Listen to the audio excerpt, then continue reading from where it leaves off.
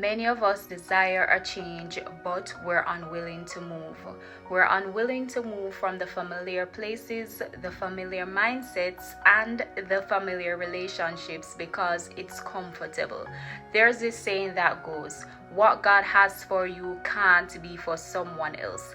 But you most certainly will miss what God has for you if you're unwilling to move and if you're unwilling to change from within.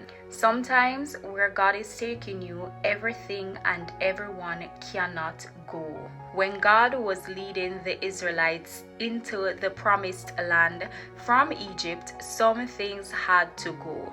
The transition required transformation. They needed a new heart.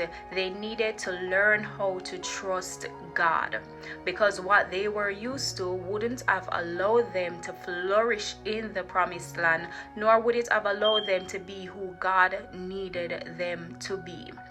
Of course, a generation missed out because they were unwilling to change, but that didn't change the fact that the promised land was still there. Similarly, there are different versions of Egypt in your life, but God still has promises for you. However, you will miss out on them if you're still stuck on what you have to leave behind.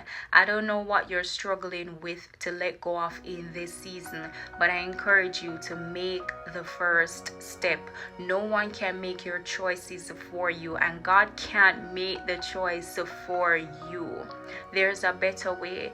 Do not allow what you're used to keep you in a place of stagnancy. Do not settle in a place where God has called you to pass through. And so I encourage you, make the first step toward being a better person. The promises of man will change, but the promises of God doesn't change. But you have to be willing to change in order to receive them.